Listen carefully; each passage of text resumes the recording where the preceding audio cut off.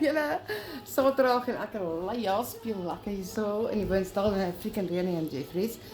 Maar ja, dis hoekom ek wil gesels. Van maandag af gaan ek live gaan op my persoonlike TikTok.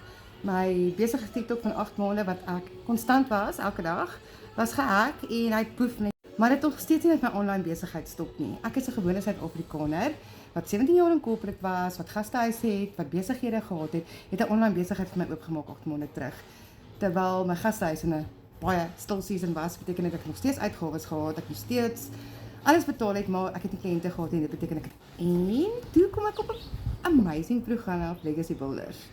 Ek het 4 inkomstrome, ek het op my e-boek geskryf wat al 74 keer verkoop is. Ek kry op 'n passive manier inkomste weekliks en as ek 'n transaksie maak met $900, is dit oor die 16,000.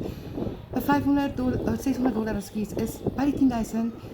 En mense gaan kyk na die dollarsteins. Maak nie saak wat ons as 'n Suid-Afrikaner benefit met ons besigheid. 100% joune, jy het nie net die baas nie. Ek is my eie baas, ek het my eie tye wat ek werk 2-3 ure 'n dag. Ek doen my video's, ek is op my training, ek is saam met my community en ek verdien geld van my foon af.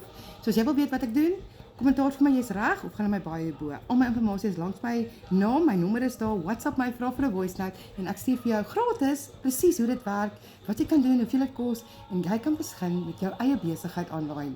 Net soos jy gou begin het met 'n gastehuis wat ek gehad het vir 3 jaar. Net soos jy 'n franchise sal koop. Maar ja, daar het jy letterlik goed om te verkoop. Hierdie is 'n digital program. Ons gaan eet nou uit, of ons gaan drink 'n bier en ons gaan speel 'n bietjie pool. Daai plek het nie eens kontant geval nie. Hy soek net ching die kaart. Kontant val weg mense. Koerante, kan jy 'n koerant al koop? Alles gaan digitaal. Soos jy wil weet wat ek doen, kommentaar vir my, jy's reg en ek kry dit by jou uit.